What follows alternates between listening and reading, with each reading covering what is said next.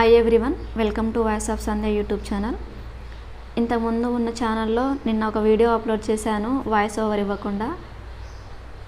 Over ఇవ్వలేదని YouTube నుంచి reused content అనేసి మానిటైజ్ నుంచి తీసేశారు. ఆ ఛానల్ మళ్ళీ రావడానికి కొంచెం టైం పడుతుంది. అందుకే మళ్ళీ న్యూ ఛానల్ క్రియేట్ చేశాము. ఈ ఛానల్ కూడా మీరు సబ్స్క్రైబ్ చేసుకొని సపోర్ట్ చేయండి. ఈ వీడియోలో విటమిన్స్ గురించి చెప్పడం జరిగింది. 1906 సంవత్సరంలో హాప్కిన్స్ అన్నతడు పాలయందు పెరుగుదల కారకాలను కనిపెట్టి వాటిని యాక్సెసరీ ఫ్యాక్టర్స్ ఆఫ్ డైట్ అని పిలిచారు. తర్వాత కాలంలో వీటిని విటమిన్లు అని పిలవడం జరిగింది. 1912 సంవత్సరంలో ఫంక్ అన్నతడు విటమిన్లు అనే పదం ప్రవేశపెట్టాడు మరియు సహజ సిద్ధమైన ఆహారం నందు యాంటీబెరిబెరీ, యాంటీస్కర్వీ, యాంటీ రికెట్స్ మరియు యాంటీ పెల్లగ్రా లాంటి పదార్థాలు ఉంటాయని తన విటమిన్ థియరీ నందు పేర్కొన్నాడు. 1912లో ఫంక్ అనే అతడు విటమిన్స్కి విటమిన్లు అనే పేరు పెట్టాడంట. అలాగే వీటిలో బెరిబెరీ, యాంటీబెరిబెరీ, యాంటీస్కర్వీ, యాంటీ రికెట్స్ మరియు యాంటీ పెల్లగ్రా లాంటి పదార్థాలు ఉంటాయని తన యొక్క గ్రంథంలో పేర్కొన్నాడు. విటమిన్లు అధ్యయనం చేసే శాస్త్రాన్ని విటమినాలజీ అంటారు. శరీరం యొక్క సంరక్షణకు అవసరమయ్యే కర్బన పదార్థాలను విటమిన్లు అంటారని, ఇవి ఆహారం నందు చాలా తక్కువ పరిమాణంలో లభిస్తాయని తెలిపారు. అయితే విటమిన్లు శక్తిని ఇవ్వవని, కానీ శరీరంలో అన్ని రకాల జీవక్రియలు సరిగా కొనసాగలు చేస్తాయని మరియు ఈ జీవక్రియలందు కోఫాక్టర్స్గా పనిచేస్తాయని వివరించారు. ప్రతి విటమిన్ తనకంటూ ఒక ప్రత్యేక విధిని కలిగి ఉంటుంది. కావున ఒక విటమిన్ యొక్క లోపమును మరొక విటమిన్ భర్తీ చేయలేదు. విటమిన్లు చాలా తక్కువ పరిమాణంలో మాత్రమే శరీరానికి అవసరం కాబట్టి వీటిని సూక్ష్మ పోషకాలు అంటారు. విటమిన్స్ అనేవి మన శరీరానికి చాలా తక్కువ మోతాదులో అవసరం ఉంటాయి కాబట్టి వీటిని సూక్ష్మ పోషకాలు లేదా మైక్రోన్యూట్రియంట్స్ అని అంటారు. విటమిన్లు కో ఎంజైమ్స్గా పనిచేస్తాయి.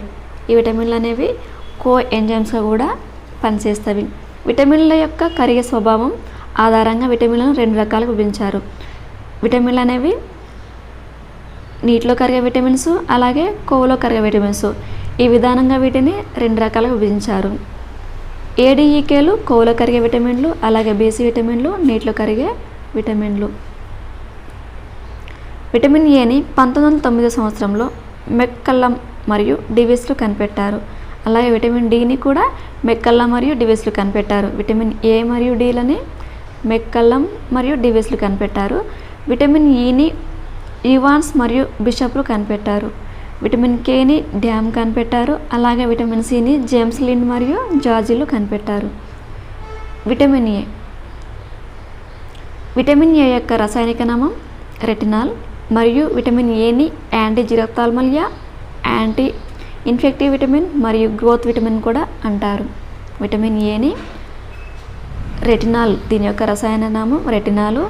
ఈ విటమిన్ ఏని యాంటీ జిరోప్థాల్మియా, అలాగే యాంటీ ఇన్ఫెక్టివ్ విటమిన్ మరియు గ్రోత్ విటమిన్ అని కూడా అంటారు. 6 నెలలకు గాను సరిపడే విటమిన్ ఏను మానవ దేహం విలువ చేసుకోగలదు. అందువలన national institute of nutrition NIN వారు 6 నెలల డోసును సూచిస్తున్నారు. 8 వంతుల బీటా కెరటిన్ 1 వంతు విటమిన్ ఏగా మారుతుంది. కావున బీటా కెరటిన్ మరియు విటమిన్ ఏ నిష్పత్తిని 8:1గా చెప్పవచ్చు. కెరటిన్ మరియు విటమిన్ ఏ యొక్క నిష్పత్తి అనేది 8:1గా ఉంటుంది. Sources of vitamin A. జంతు సంబంధిత మరియు మొక్కల సంబంధిత ఆహార పదార్థాలు రెండింటిలో లభిస్తుంది. అలాగే జంతు సంబంధిత ఆహారం నందు రెటినాల్ రూపంలో లభిస్తుంది. రెటినాల్ని పర్ఫార్మ్డ్ విటమిన్ ఏ అంటారు. అలాగే వృక్ష సంబంధిత ఆహారం నందు కెరోటిన్ రూపంలో లభ్యమవుతుంది. కెరోటిన్ని ప్రో విటమిన్ ఏ అని కూడా అంటారు. రెటినాల్ని పర్ఫార్మ్డ్ విటమిన్ ఏ అంటారు. కెరోటిన్ని ప్రో విటమిన్ ఏ అని అంటారు. జంతు సంబంధిత ఆహార పదార్థాలు అనేటువంటి కాలేయం, గుడ్లు, బటర్, హోల్ మిల్క్, చేప మరియు మాంసం నందు లభిస్తుంది. ఆకుపచ్చ ఆకుకూరలైన బచ్చలి, పాలకూర, తోటకూర, చేమకూర, మునగ ఆకు లాంటి వాటిలో కూడా పుష్కలంగా లభిస్తుంది. కెరోటిన్ ఎక్కువగా ఉన్న ఆకుకూరలు ముదురు ఆకుపచ్చ వర్ణంను కలిగి ఉంటవి. అలాగే బొప్పాయి, మామిడి లాంటి పసుపు వర్ణం కలిగిన ఫలాలలో కూడా బొప్పాయి, మామిడి లాంటి పసుపు వర్ణం కలిగిన ఫలాలలో కూడా సమృద్ధిగా లభిస్తాయి. కెరోటోనాయిడ్స్ నందు బీటా కెరోటిన్ అనేది ముఖ్యమైన కెరోటోనాయిడ్. ఇది క్యారెట్ల యందు అధికంగా లభిస్తుంది. అన్ని రకాల కెరోటోనాయిడ్స్ నందు బీటా కెరోటిన్కు విటమిన్ ఏగా మార్చే చర్యాశీలతను అధికంగా కలిగి ఉంటుంది. కెరోటిన్లు చిన్న ప్రేగు యందు విటమిన్ ఏగా మార్పు చెందుతాయి. కెరోటిన్లు అనేవి చిన్న ప్రేగు యందు విటమిన్ ఏగా మార్పు చెందుతాయి. పోషణ సరిగా లేని పిల్లలలో ఈ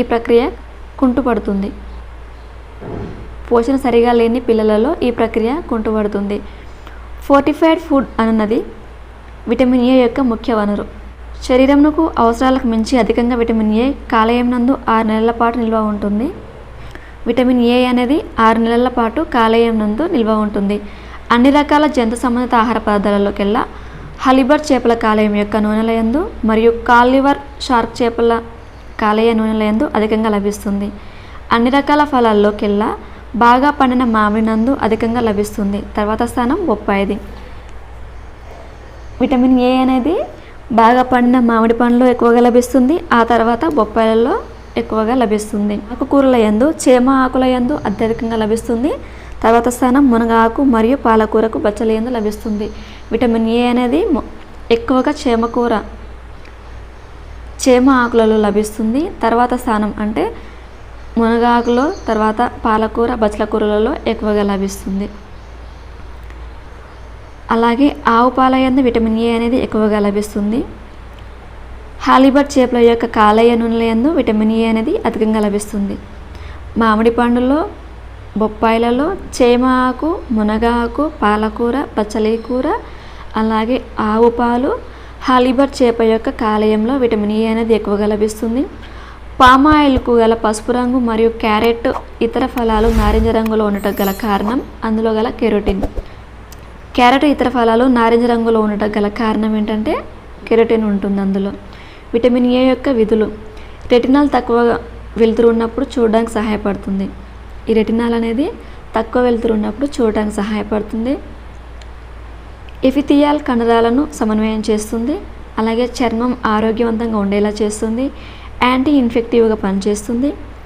నెక్స్ట్ గ్లైకాల్ ప్రోటీన్ యొక్క సంశ్లేషణకు దోహదపడుతుంది. గర్భస్థ శిశువుల ఆరోగ్యమునకు మరియు గర్భిణీ స్త్రీల యొక్క ఆరోగ్యమునకు అవసరమవుతుంది.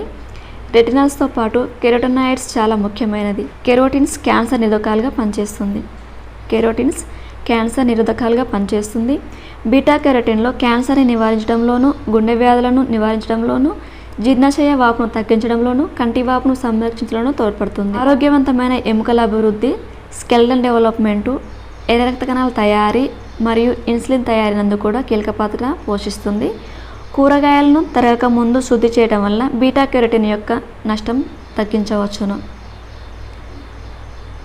అంటే కూరగాయలను కట్ చేయకముందు, కొంతమంది కట్ చేసినాక కూరగాయలను కడుగుతారు. అలా కట్ చేయకుండా కడగటం వల్ల బీటా కెరోటిన్ని పోకుండా మనం కాపాడుకోవచ్చు.